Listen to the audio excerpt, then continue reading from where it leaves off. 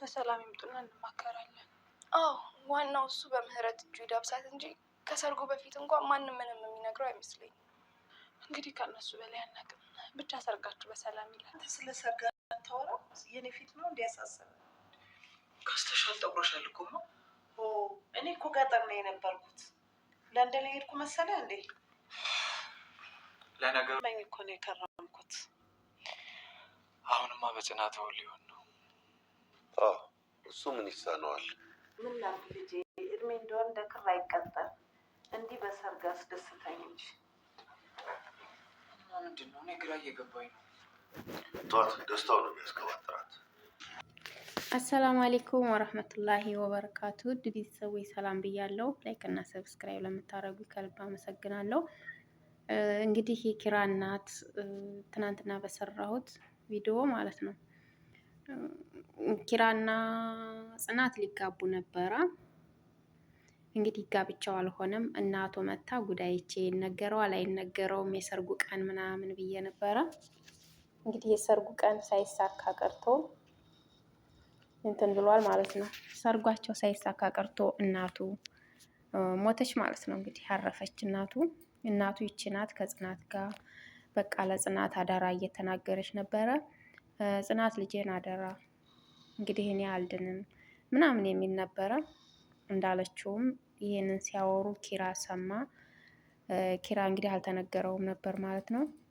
ሲሰማ ጊዜ እናቱን ደግሞ ሲቆጣ ለምንድን ነው ያልነገራችሁ? ምንድን ነው የደበቃችሁ? ለምንድን ነው ምናምን ሲል እናትየዋ ደግሞ ፌንት በላይ በዛው ማለት ነው። በዛው በቃ በሽተኛ ስለሆነች በዛው ሄደች፣ በዛው ሞተች ማለት ነው። ተሰናበተኝ። ኪራ ደግሞ መጨረሻ ላይ በጣም ጸጸቱን አልቻለውም። እዚህ ጋር እየተጸጸተ ነው። እናቴ የሞተችው እኔ ነኝ የገደልኳት እያለ ነው። በጣም ነው ክላሱን ዘግቶ በቃ በጣም እያዘነ ነበረ። ሲያሳዝን ማለት ነው። እንግዲህ እውነትም ሆነ ውሸት ግን የእውነት ነው እኔ የመሰለኝ፣ ወላሂ ድራማ አልመሰለኝም።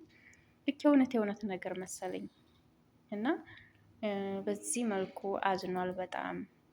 ክላሱን ዘግቶ በቃ 3 ቀን ያክል እህል አልበላም ምናምን እየተባለ ነበርና የሚገርመው ነገር ግን በሰርጋቸው ማግስት ነው። አዎ ሰርጋቸው እንደ ዛሬ ሆኖ ነው መሰለኝ የሞተችውን እንደ አውድ በማግስት ነው የተባለው። ሞተች እናቱ። ሰርጉ እንግዲህ ምን ላይ ያርፋል? ሰርጉ ይሰረጋል ወይንስ አይሰረግም? እኔ እንጃ። በቀጣይ ቪዲዮ ደግሞ ይዤ የሚመጣ ይሆናል። መቼም እናት ሞታ ሰርግ አይሰረግም። ያው እንግዲህ ዝም ብሎ ትንሽ ነገር አድርጎ እነሱን ማጋባት ብቻ ነው ማለት ነው። እና እንግዲህ ጽናትና ኪራ መጋባታቸው በጣም ደስ ነው የሚለው። ማለትም ከማያውቃት ሰው ጋር ከመናፈር እናቱ ሞታ በዚህ ጋር እናቱን አጥቶ እንደገና ከማያውቃት ሴት ጋር ብዙ ነገር ከሚል ጽናት ቤት ውስጥ የታወቀች ናት፣ ሰራተኛቸው ናት። ጸባይ ለጸባይ ተዋውቀዋል።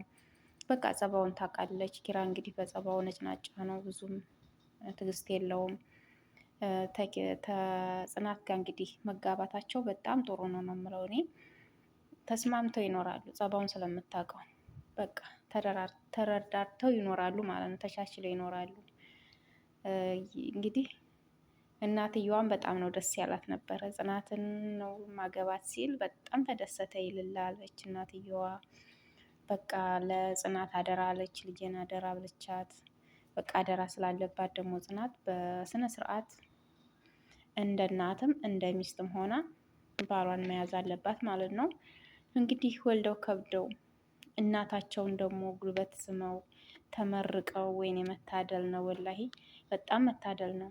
እናት ሳትሞት በፊት እንደዚህ መርቃችሁ ጉልበት ስማችሁ በቃ እኛም አላህ ይወፍቀን።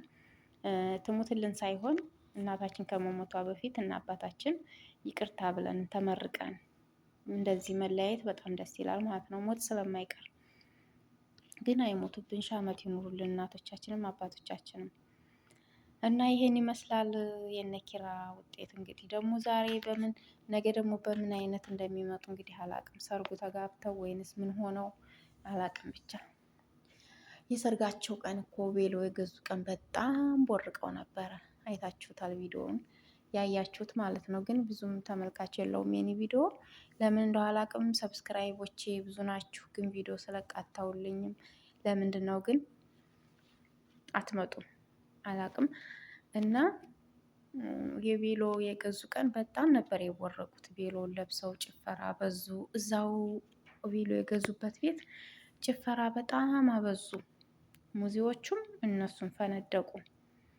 እንግዲህ ከደስታ ጀርባ ደግሞ መከራ አለና ከመከራም ጀርባ ደግሞ ደስታ አለ። ሁሌ ሰው እንደተደሰተ አይኖርም፣ ሁሌም ደግሞ እንደተከፋ አይኖርም። እና ያ ነው እንግዲህ ደስታቸውንም ሳያጣጥሙ ሰርጉም ሳይሰረግ ዘመድ አዝማዱን ቤተሰቡንም ወግ ማድረጉንም ሳያዩ እናታቸው ከለየቻቸው ማለት ነው። እንግዲህ ሞት አይቀርም ለማንም ምን ይደረግላቸዋለሁኝ። እንግዲህ ክሬቤልም አላህ ያጽናህ። አባትየውም እንደዚያው። አባትየው ደግሞ ለሰርጎ የተፈጨውን እንትን ማለት ነው አባትየው ለሰርጎ የተፈጨውን ጤፍ ምናምን ሰውየውና ውሰር ጤፍ ተፈጭቷል ይለዋል። ቢፈልግ በጅምላ ሽጠው፣ ቢፈልግ በኪሎ እየከፋፈልክ ሽጠው፣ ምን አድርግ ነው የምትለኝ አላለም። ግን ያንን ለሰርግ የተፈጨውን ነገር መተው ሳይሆን ማንጣት፣ እቤት አንጥቶ ካለ እንግዳ መሸኛ ምናምን ይሆናል፣ ይበላል። ትንሽዬ ነገር ተደርጎ ደግሞ ቤት ውስጥ ቤት ዘመድ አዝማዱን ይዞ ደግሞ ልጆቹ እንዲጋቡና በእኛ ኒካ እንላለን፣ በእናንተ ደግሞ በክርስቲያን 80 ትላላችሁ፣ እንደዛ እንዲደረጉ መደጋገስ ነበረበት ማለት ነው ሰውየው። እንደዛ ሲል ግን ምን አይነት ሰው ነበር? በዛውም ደግሞ እነዛ ሁለት መንታላዎች ይጋባሉ ብዬ ነበረ። ምንም አልሆነላቸው ማለት ነው። እነ ኪራ ቤት እንግዲህ አንድ ወንድ መጥቷል። የነ ጽናት ጓደኛ አንድ ልጅ አለች። እሷና እሱ ደግሞ በዚያው የሚጋባሉ ብዬ ነበር ያሰብኩት። ከምር በጣም በቃ ምስኪን ናት። እነሱን እነዛኞቹን ረመኑ ስሟ ጠፋኝና ቁጭ አለ። እነሱ ሲተቃቀፉ እሷ በጣም ትቀና ነበረ ማለት ነው። ሁለት ጥንድ ጥንድ እየሆኑ ሲተቃቀፉ በጣም ትቀና ነበረ። ምሩ ማለት ነው። በጣም ትቀና ነበር ይችኛዋ ብቸኛ ሆና። እንግዲህ በዚያውም በሰርግ ውስጥ መቼም እንግዲህ በትልቅ ሰርግ ውስጥ ትንሽዬ ሰርግ ትገኛለች ሲሉ እሷን ሊያጣምሯቸው ነው ብዬ ነበረ። እንግዲህ ፉርሽ ሆኗል። ምን መደረግ አይቻልም። ግን እኮ እንደዚህ አይነት አጋጣሚ እኮ አለ ሀገራችን ላይ። በሰርጋችሁ ቀን ሰርጋችሁ እየተደገሰ በማግስቱ ሰርጉ ነገ ሆኖ ዛሬ የሚሞትባቸው ሰዎች አሉ ማለት ነው። አላህ ይጠብቀንና ያ ነገር በቃ እንደገና ለእንግዳ መሸኛ ለለቅሶ መሸኛ ይሆንና ይቀራል ማለት ነው። በጣም ያሳዝናል። እንደነ ኪራ አሁን እነሱ የሰሩት ትክክል ነው። አንድ ነገር ደግሞ በሽተኛ ከሆነ አንድ ሰው ማለት ነው፣ አንድ ሰው በሽተኛ ከሆነ ቤተሰባችሁ ታማሚ ከሆነ እዛ ሰው ላይ መጮህና መጨፈር ምናምን ነገር አያስፈልግም። ቁጣ አያስፈልግም። በቃ ሲደነግጡ በዛው ሾጥ ነው የሚሉት፣ በዛው ይሄዳሉ ማለት ነው። የምትጠነቀቁት ነገር ቤተሰቦቻችሁ ታማሚ እንደሆኑ ካወቃችሁ እነሱ ሰዎች ላይ መቆጣት የለባችሁም። በሰውም እንዲያናድዳቸው በሰውም እንዳይናደዱ ደግሞ መምከር አለብን። በጣም እኔ እፈራለሁ ከምር። አሁን እናቶቻችን እንደዚህ በሽተኛ ናቸው። እኛ ደግሞ ለምን እንዲያደርጋችሁ ለምን እንዲኮነ ብለን በጣም እንትን ታልንባቸው እኔ እንጃ በሽታ ይባባስና ወደዛው ነው የሚሄዱት ማለት ነው። እንደው አላህ ይጠብቅልን ቤተሰቦቻችንን። ይሄ ነገር እነሱ እንደ ድራማ የሰሩት ነገር ልክ እንደ እውነት ነገር ነው። በጣም ነው ደስ የሚለው። እናመሰግናለን ማለት ነው። ምርጥ አስተማሪ ስለሆነ